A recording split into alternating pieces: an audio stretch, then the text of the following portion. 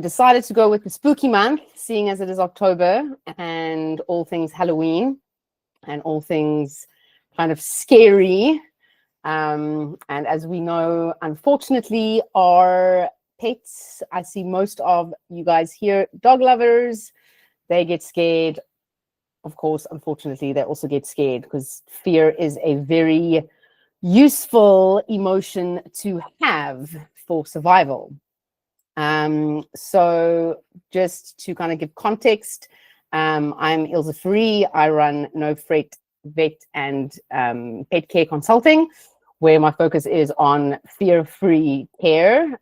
So that is doing as much as we possibly can to prevent and alleviate fear, anxiety, and stress in pets, specifically around other encounters in terms of veterinary visits, whether they go to the groomer, whether they, so I help other pet professionals and help give them tools for alleviating and preventing fear, anxiety, and stress. Bianca, if you would like to tell us a little bit more about yourself. Hi, everybody. Welcome. It's lovely to have you here.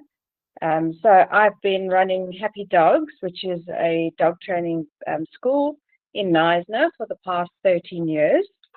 And I also see behavior dogs.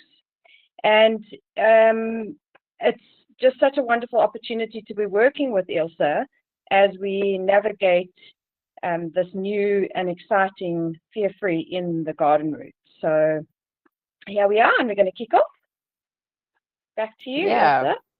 Yeah, cool. So I think, if we talk about fear, I think, Bianca, in terms of how it kind of shows up for our, I think let's focus predominantly on dogs. I know, I can obviously also refer to cats, but fear is a very useful, as I said, very useful emotion to have.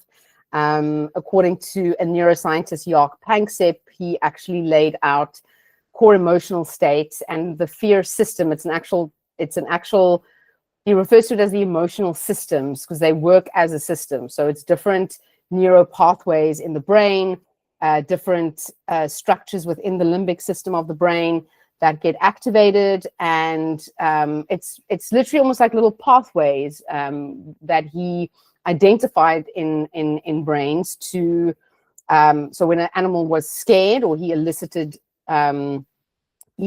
fear across species, he saw that it's a similar or the same path. So it is almost like a definitive pathway in the brain when we experience fear.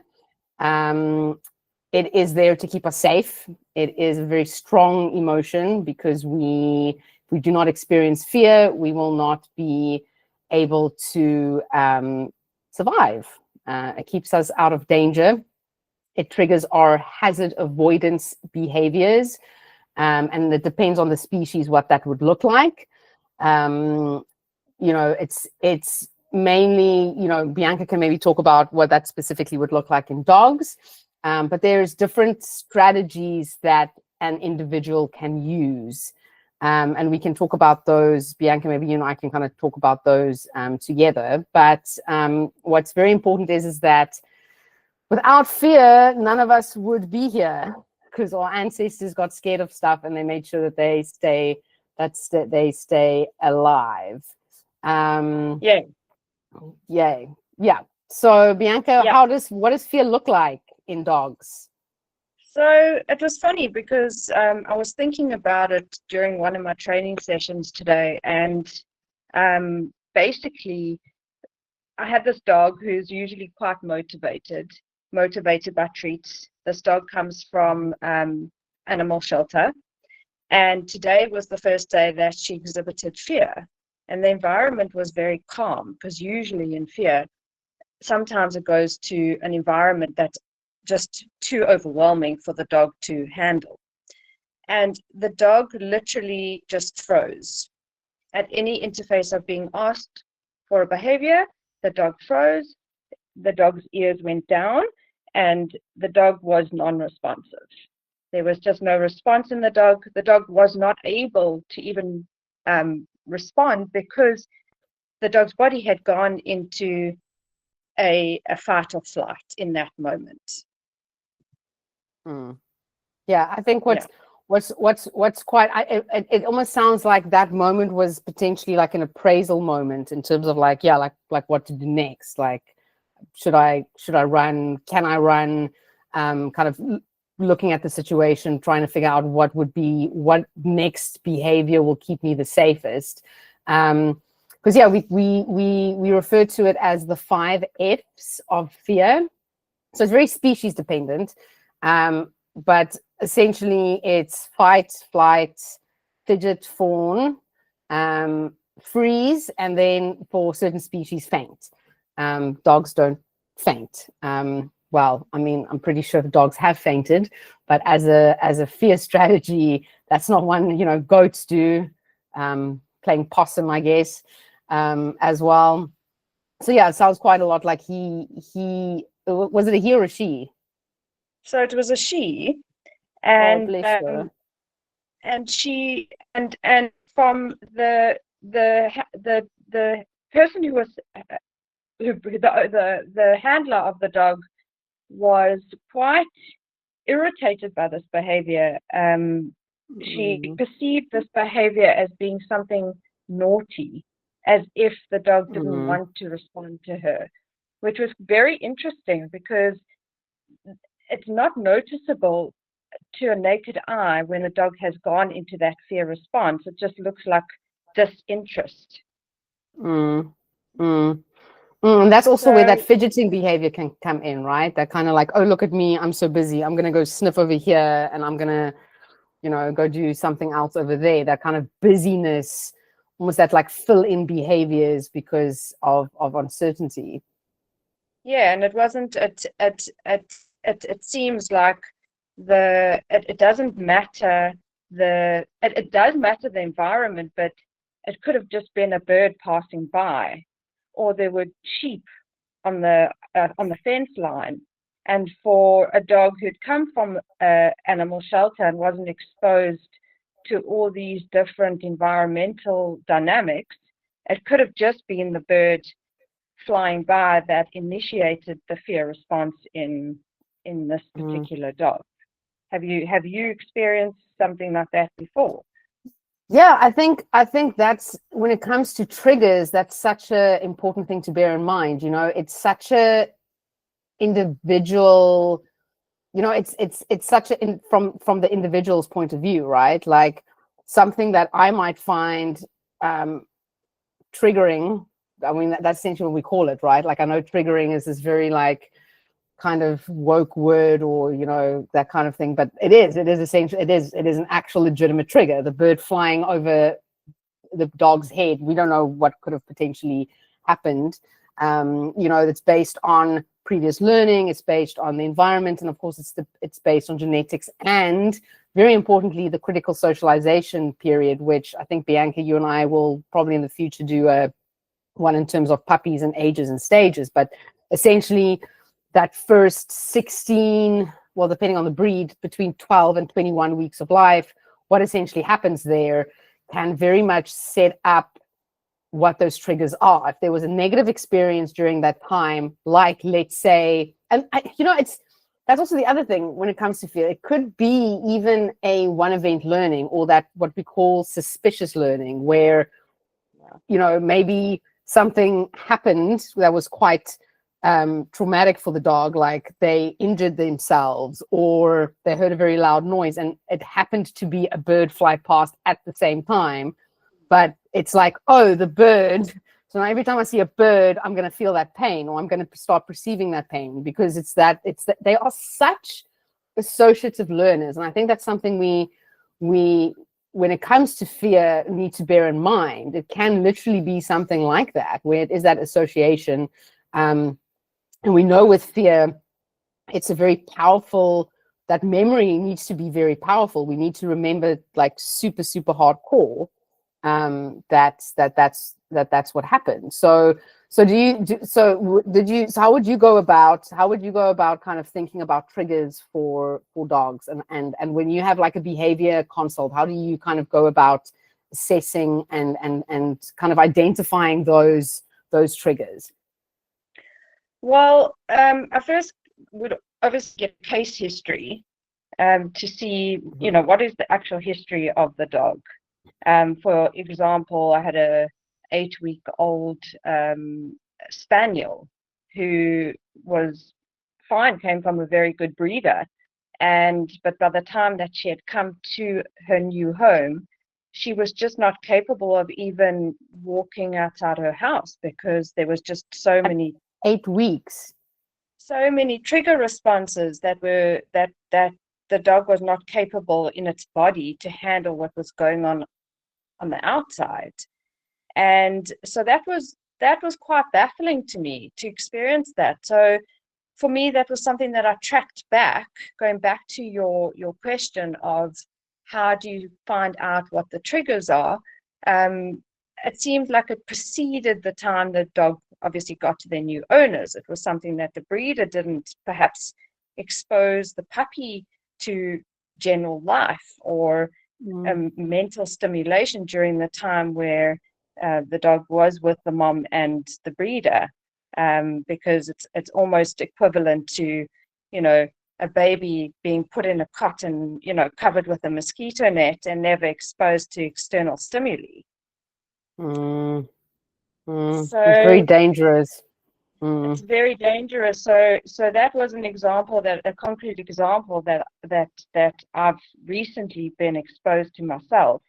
But in terms of just tracking with a client, what would be the triggers is I would try identify when the behavior first started. Where did they first start to see where the fear response came from? And from there, we will go down almost like a family tree to try find out what happened in that moment. And did the person, was the person able to notice anything that caused the dog's body to, collapse in on its ears go down? Did its tail go between its legs? Did they notice the dog quickly rushed by in that moment? So that's where I would usually start with these type of fear cases. So it would be interesting from your perspective to hear from you how do you enter into those situations? Yeah, I think you're completely right. I'd also look at the case history and really try and figure out when did it actually start? It's kind of like with any, excuse me, in the veterinary field as well, if you say my dog is, throwing up or vomiting, one of the first questions you need to ask is when did it start, right? Because then it's going to just help with identifying and diagnosing for lack of a better term. So case history, when, and then also in what context is it? Like, is it in a very specific context? Is it related to place? Is it related to, specific time of the day? Of course, I prefer if I see a behavior case, that there is a full physical and medical workup done before I even see them, ideally, to make sure that there isn't any pain. Is there any gastrointestinal discomfort? Is there anything from a physiological standpoint, from a medical standpoint, that can be contributing to that behavior? Because for example, I had an example, like one of the examples is my own dog Bentley, right? Like I know actually I'm going to rather use Rocco. That's a better one. But like Rocco's behavior quite radically changes when he's in pain. He becomes very resource guarding. So that's kind of the fear of losing out on something, like, he's got something and it's his and he starts growling. And, aggression is very much a lot of the times rooted in is fear-based. And I can go into that shortly, but, he immediately starts having those behaviors more frequently, which to me is now I know, because of his hip dysplasia, that's when his pain isn't managed properly. So for example, a dog might get very scared of you touching them or coming into their space because maybe they've got a skin condition and they are really itchy and sore, and you touching them exacerbates that pain, which actually makes them then scared and reluctant to engage in any form of physical contact, whether that be playing with other dogs or interacting with humans. So that's one thing that one always needs to have a look at.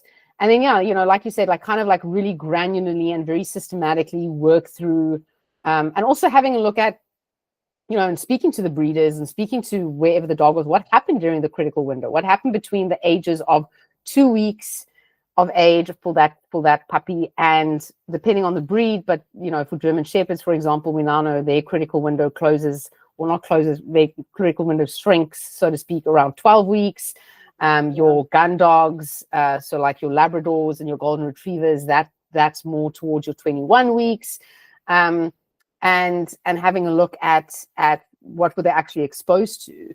Because like you said, like having a puppy that basically was brought up like a child in a basement, and all of a sudden you're like, hey, go into the world, little kids. Like, can you imagine if you like have like a, you know, 2-3-year-old or 3-4-year-old kid who's never experienced the world?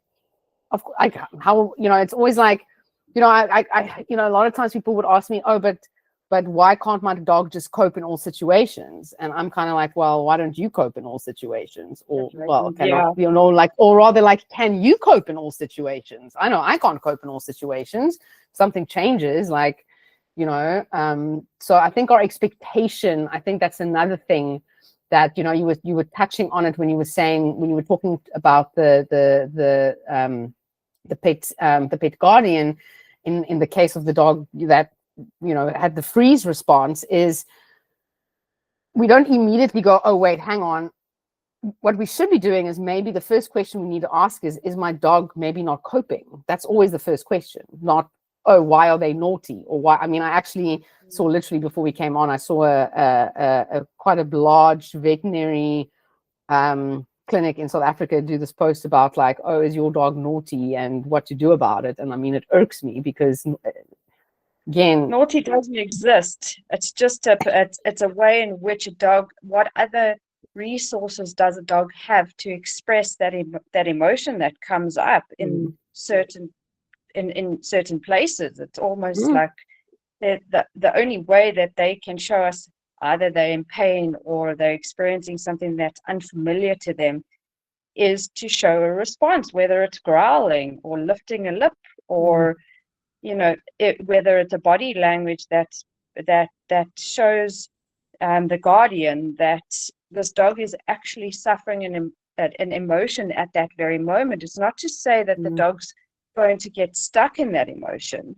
Sometimes if it's left for longer periods of time, the dog will get stuck in the emotion, and then it takes time to unravel what's happened inside of the dog's body, and, you know, from an instinct point of view. So it's not so clear cut, and I think the more that we can maybe start by, if the behavior has already been set because it hasn't been looked at initially, it was, you know, that experience for the dog was big, but according to the guardian didn't see it as impactful at that time, and now a pattern has been developed, and so now it's time to slowly start to work through that fear response. So from your perspective, someone phones you with a dog who's suffering from fear, overwhelm. Would you look at how would you look at that initially? Would you go to elimination? Would you would you take the dog out of the situations that are causing the triggers? Yeah, I think that's quite an important thing that you bring up there, is you know, it is about, when it comes to fear, we want to safeguard. We know fear happens because and you know, you were touching on like that kind of pattern. That's where anxiety comes in. You know, like anxiety is essentially chronic fear. You know, anxiety is fear, but it's anticipatory fear. That, you know, it's like I'm anticipating something terrible is going to happen. Where with fear, it's like there's this very specific trigger. When the trigger goes away, there's a bounce back happening. But if you know that there are certain things that your dog struggles to cope with, and they're communicating to you, because that's exactly what they're doing, as you said, communicating to you that they are not coping and that they are scared, I would definitely initially safeguard them behaviorally and emotionally from those triggers. I'm not going to force the dog to just man up and whatever some people would like to say, like, oh, okay, this dog is scared of birds. Let's just go with birds. I mean, fear can also be very irrational, right? So dog is very scared of birds. You're not going to put that dog in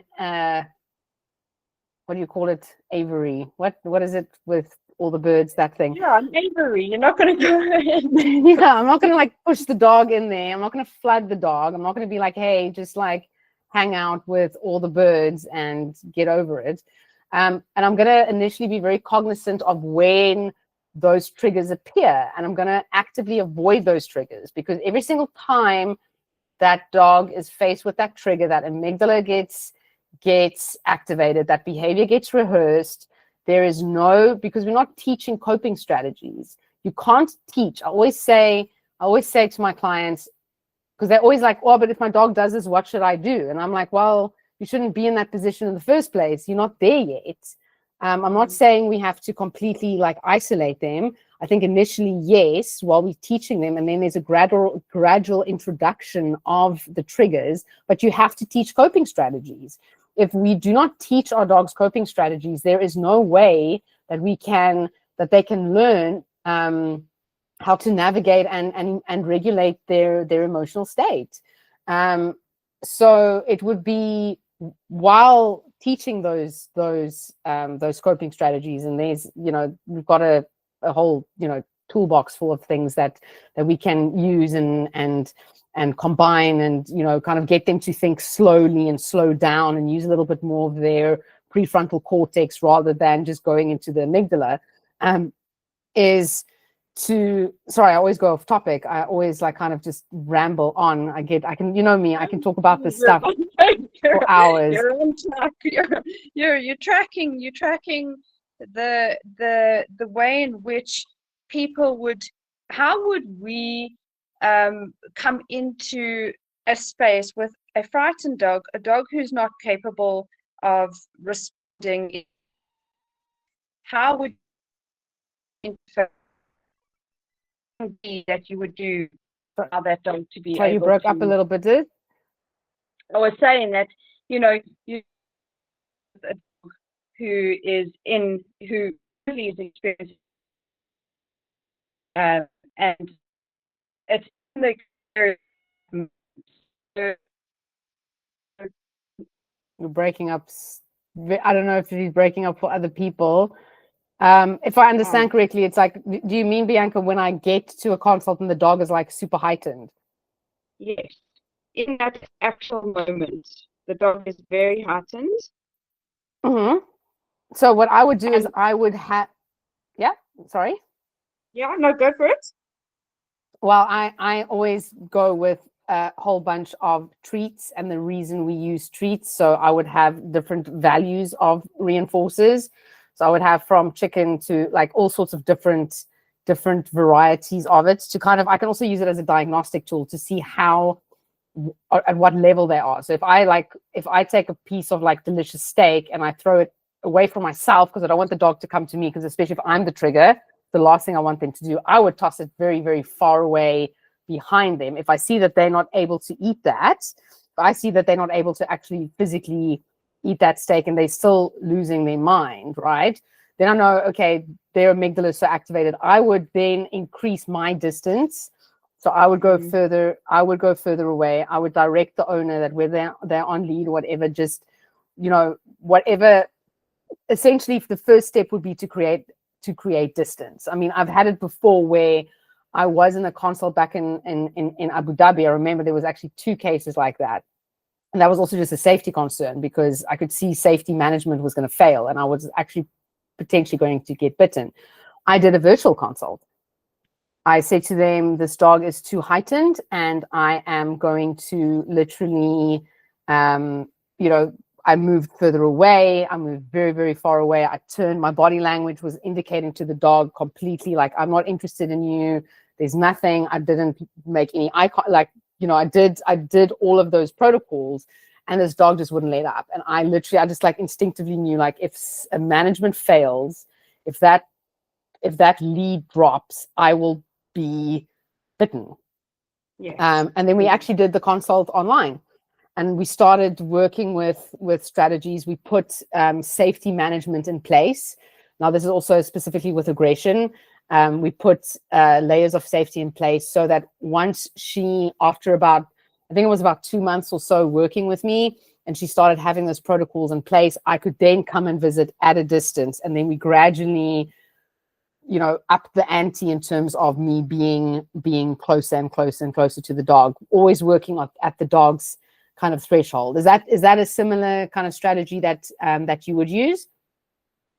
Yeah, definitely. It's very clear in a training environment or in a behavior consult, and the dog won't take the treat. The dog's above its threshold. Mm. It's not actually even capable of responding. Mm. So I've seen videos or conversations where people have this need to provoke the dog during that experience, which is quite frightening in itself, because all it does is it just heightens the dog's level of anxiety, of fear, and to try to fix it in that moment it's not that's not what is being asked, especially if so to be able to just watch the dog and watch from a distance to see how perhaps the dog can regulate its nervous system in that moment, and maybe it doesn't, even without the food, the regulation could just be, okay, let's turn around, walk away, and then come back into the situation. Set up the environment, set up the dog for success in that moment, and then you can dig a little bit deeper and see, how does the dog manage that fear response a little bit easier. So you're supporting the dog, but not, the provoking is something that I think as a society, it has to be looked at very carefully. Putting a dog into a training, putting your dog into a training session when it's not coping with other dogs or other people or that environment is the provocation that I'm actually speaking about, or trying to take it for a beach walk because that's what you expect the dog. You want the dog to go on the beach walk, but meantime the waves are scary to the dog. So yeah, it's 100%. It's that expectation management. I think we have this idea of what dogs should be. Whether it's in films or in our delusional memories of what dogs used to be like, or whatever it is. I don't really always know where it comes from. Or actually just our human arrogance, to be completely honest. Like, it's like, this is the way we want it, so we demand it. We are human after all, and we lord over all other species. Sarcasm for those of you that I do not believe we should be doing that, but essentially it is that expectation. It's I think we need to be a bit more realistic and look at what the individual likes. We all have our preferences. I don't like busy malls, so if I don't like busy malls. So if my boyfriend goes, hey, let's go to a busy mall, I'm going to be like, well, one, he would never do that. But two, it'll be like I would not like that experience. I would hate it. But because I'm a woman, I like shopping, I should go to a mall. I mean, come on. That's like to go to the beach. Yeah, so I think that is that similar expectation. That kind of that thing of, well, it's convenient for us. It's our idea of what a dog should be, not actually what is this individual in front of me, this little creature that is so, that is such an individual that has so many feelings and big feelings. They feel intensely and they are so sensitive. What do you like doing? Oh, you don't like walking on the beach? That's fine. Then just why force something? And I think that's the other thing. Yeah, and the lovely thing about that is perhaps it's an end goal. Perhaps it's not that initially the dog is capable of going to the beach, but maybe as an end goal, the dog could eventually go to the beach, but it's not something to rule out completely. Yeah, and maybe also that expectation of, I would a lot of times say to people, this dog is just never going to be a social butterfly. They're never going to be the life of the party. They're a book club dog. They're not a party dog, So, maybe maybe with the dog that doesn't like going to the beach, maybe instead of going to the beach every day, it might be, someday when it's really low tide, or depending on the trigger or whatever, the situation would be, on a very low tide, and all of that stuff, you can go for a short little, it's like you say, it's not ruling it out. It's not completely saying it's impossible, because we can't say that, but I think it is just being a bit more realistic and just being a bit more, I think just being a bit more compassionate and understanding towards them, that they do have those preferences. I think we get very caught up with what we want, even the way we feed dogs, even the way that we interact with them, a lot of it has got to do with us, and it doesn't actually benefit them. I sometimes wonder, what is my dog? I mean, I get so much out of my dogs. What the hell do they get out of me? I mean, I know Rocco gets all the snacks under the sun, so he's happy. But they get walks and they get groomed. And they do. But sometimes, it's just that. But they would also, Rocco would also much rather, go over Neisner and explore, kind of thing. Yet he's he's in a anyway, let me not get into too much philosophical stuff. I'll get stuck. We are at time. Alrighty, cool. Thank you. That was a really lovely, and I look forward to the next talk with you on Monday at 7 o'clock. Yeah, so Monday 7 o'clock, we're going to continue our spooky month talking about fear. But we're going to, I can't remember exactly what the topic would be. We'll let you guys know. I have it somewhere. But yeah, I hope you guys enjoyed it. And if you guys ever have any questions, you're welcome to reach out to me or Bianca on Facebook. You can DM us or go to our pages. And yes, I hope you guys will have a lovely, lovely evening. And thank you so much for joining us, everybody. Thank you, everybody. It was lovely to see you all. Bye. Bye.